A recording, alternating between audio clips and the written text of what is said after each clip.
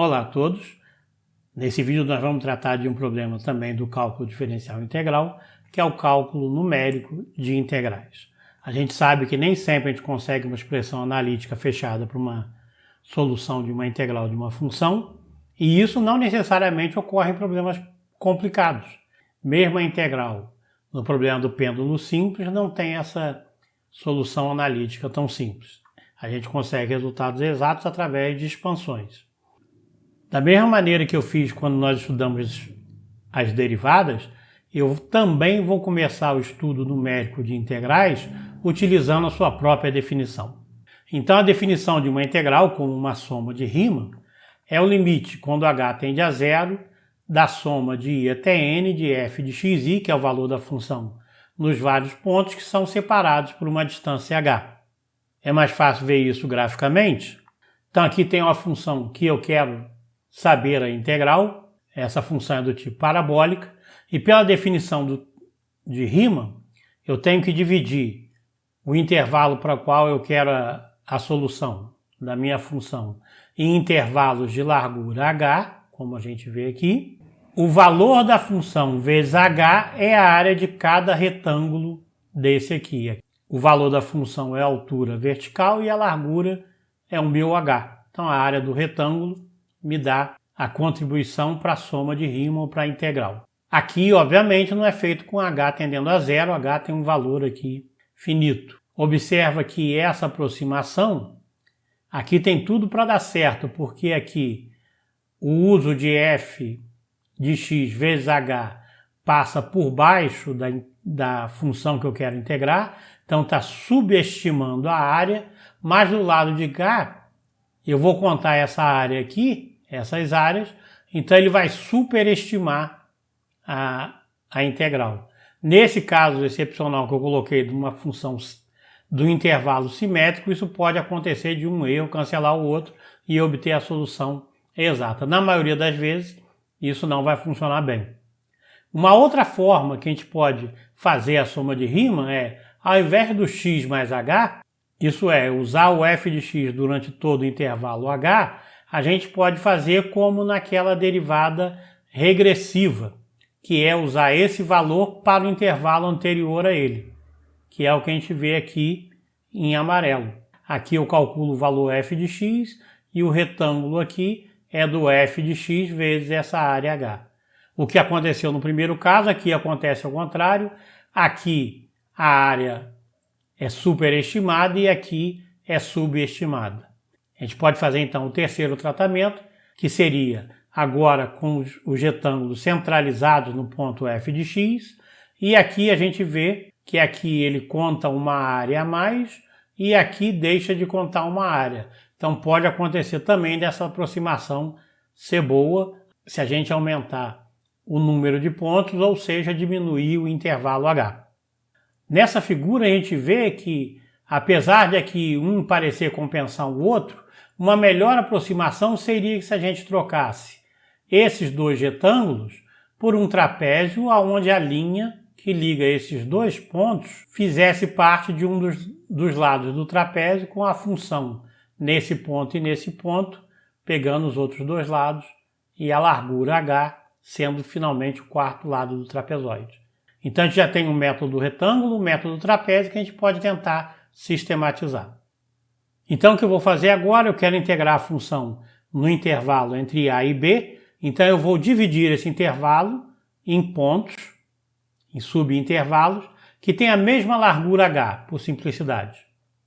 Então h vai ser b menos a dividido por n, onde esse n é o número de intervalos que eu quero. Os pontos desse intervalo vão ser a mais i vezes h, onde i vale de 0 até n, portanto, n mais um ponto para definir n intervalos. Ele começa em a e termina em b. Os pontos são equidistantes porque tem a mesma distância h entre eles. Agora que eu tenho o meu intervalo dividido em pontos, o que eu posso fazer é, entre pontos sucessivos, tentar interpolar uma função. Foi isso que a gente viu no vídeo passado. Então eu vou fazer por interpolação, vou tentar escrever uma função agora contínua para esses pontos que eu tenho calculado a função e vou usar os polinômios de Lagrange, como a gente viu, em que depende do valor da função nos pontos e um produtório de termos de diferenças, onde se eu tenho n intervalos, eu tenho n mais 1 pontos e o polinômio vai ser de ordem n. A maneira mais simples de a gente começar essa nossa interpolação é pegando o primeiro polinômio, que é a reta. Então eu vou ligar o primeiro ponto do intervalo ao último. E isso é o trapézio que eu mostrei na figura anterior. Então a regra do trapézio para um intervalo, n igual a 1 e 2 pontos, então h é a diferença entre os dois pontos que eu quero calcular a integral. O polinômio, o primeiro polinômio para 2 pontos a gente viu no vídeo passado, tem essa expressão. Então se eu quero fazer a integral da função entre esses dois pontos, basta eu integrar essas duas funções do primeiro grau, que a integral é simples. Agora basta eu substituir no intervalo x1 e x0, deixo isso como exercício, mas é muito simples. E a expressão final, o trapézio, é essa daqui. Ou seja, a integral de uma função no intervalo que vai de x0 a x1 pela regra do trapézio, ou regra de Newton-Cotes de grau 1, com n igual a 1, dá h0 f0 mais f1 sobre 2. Isso aqui você consegue identificar com o valor médio da função, pegando f0 mais f1 dos dois pontos, a área dá esse valor médio. É muito legal essa relação entre integral e valor médio, porque se por um lado é fácil calcular a média de vários valores discretos, basta você somar todos eles e dividir pelo número de pontos, pode aparecer uma complicação quando você pega a média de uma função que é contínua no intervalo, portanto tem infinitos pontos ali.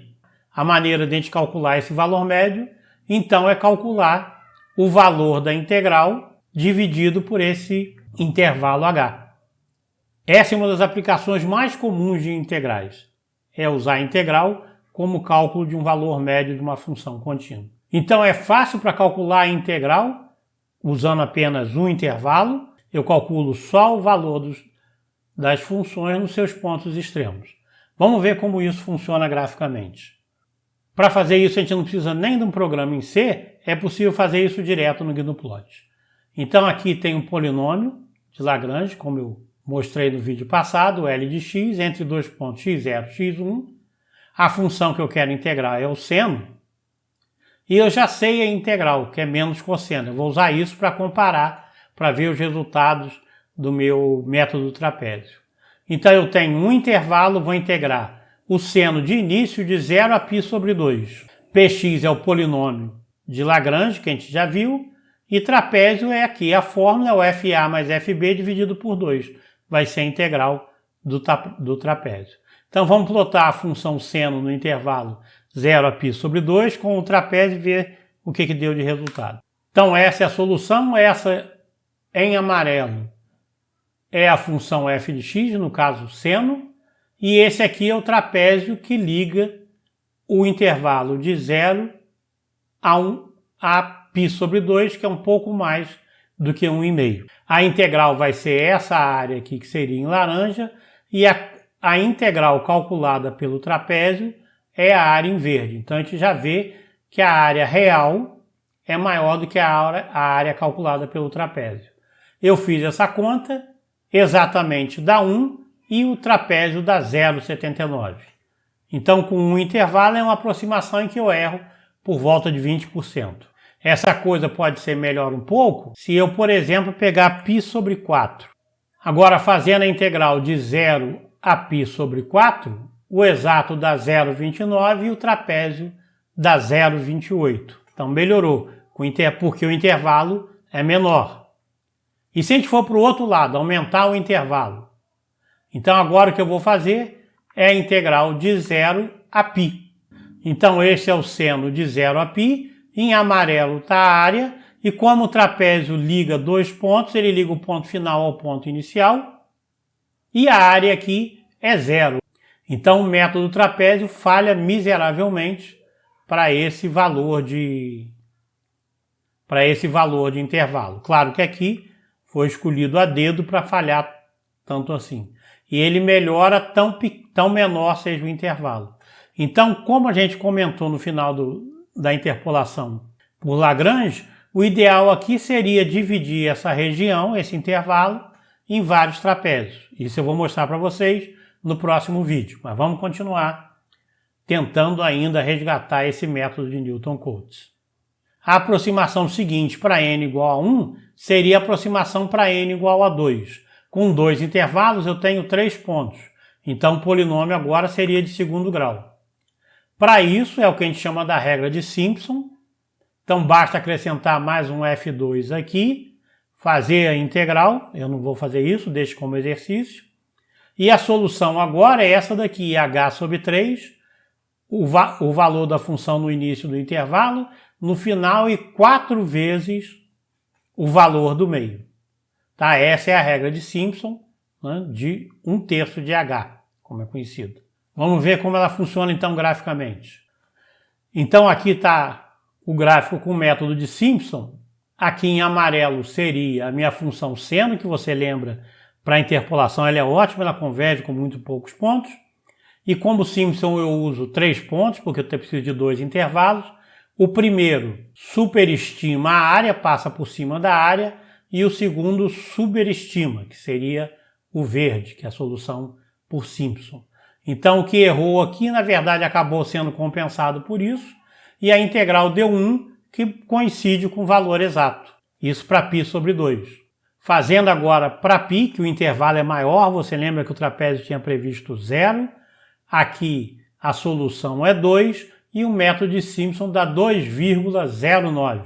Então aqui, por acaso, ele, na verdade, superestimou dos dois lados a minha solução.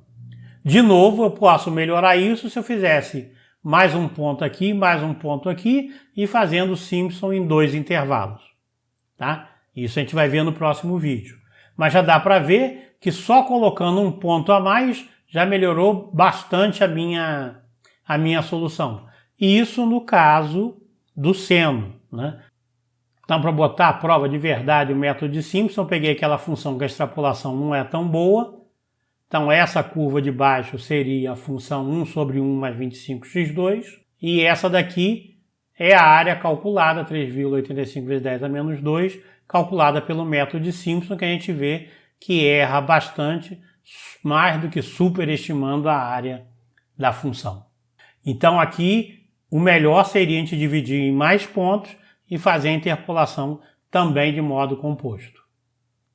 Então a gente viu que o método do trapézio do Simpson falham porque falham quando a gente usa apenas o número mínimo de intervalos, mas uma outra maneira seria aproveitar mais pontos e pegar um polinômio de Lagrange de ordem mais alta. Dá para se fazer isso, seria a regra de Simpson para n igual a 3, aonde eu usaria agora 4 pontos,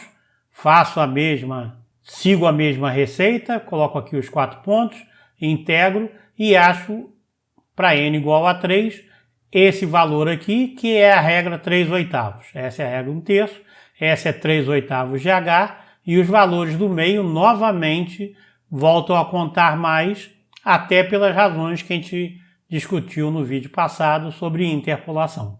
Esse resultado melhora ainda mais os outros métodos, e a gente não costuma ir além, porque polinômios de grau mais alto a gente já viu, eles dançam demais para dar alguma coisa confiável. Então esse vídeo foi para introduzir os métodos de Newton-Cotes, que são esses em intervalos equidistantes. A gente viu que não funcionam tão bem, e no próximo vídeo eu vou mostrar como a gente pode fazer isso dividindo em subintervalos, e aí sim a gente espera que os resultados sejam melhores. Então, vejo vocês lá.